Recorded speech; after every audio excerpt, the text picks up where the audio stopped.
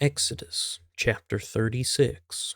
Now Bezalel and Oholiab, and every skillful person in whom the Lord has put skill and understanding to know how to perform all the work in the construction of the sanctuary, shall perform in accordance with all that the Lord has commanded. Then Moses called Bezalel and Oholiab, and every skillful person in whom the Lord had put skill, every one whose heart stirred him, to come to the work to perform it.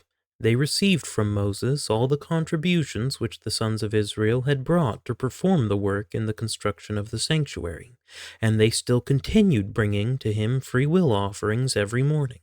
And all the skillful men who were performing all the work of the sanctuary came, each from the work which he was performing. And they said to Moses, "The people are bringing much more than enough for the construction work which the Lord commanded us to perform." So Moses issued a command, and a proclamation was circulated throughout the camp, saying, "Let no man or woman any longer perform work for the contributions of the sanctuary." Thus the people were restrained from bringing any more, for the material they had was sufficient, and more than enough for all the work to perform it. All the skillful men among those who were performing the work made the tabernacle with 10 curtains, of fine twisted linen, and blue and purple and scarlet material, with cherubim, the work of a skillful workman. Bezalel made them. The length of each curtain was 28 cubits, and the width of each curtain 4 cubits. All the curtains had the same measurements. He joined 5 curtains to one another, and the other 5 curtains he joined to one another. He made loops of blue on the edge of the outermost curtain in the first set. He did likewise on the edge of the curtain that was outermost in the second set. He made 50 loops in the one curtain, and he made 50 loops on the edge of the curtain that was in the second set. The loops were opposite each other.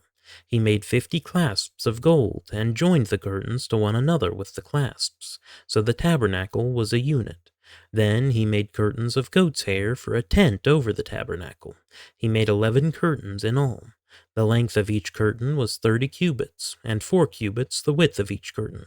The 11 curtains had the same measurements. He joined 5 curtains by themselves, and the other 6 curtains by themselves.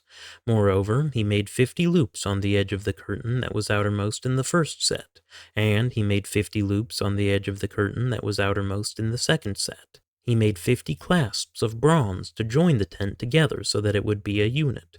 He made a covering for the tent of ram skins dyed red, and a covering of porpoise skins above. Then he made the boards for the tabernacle of acacia wood, standing upright.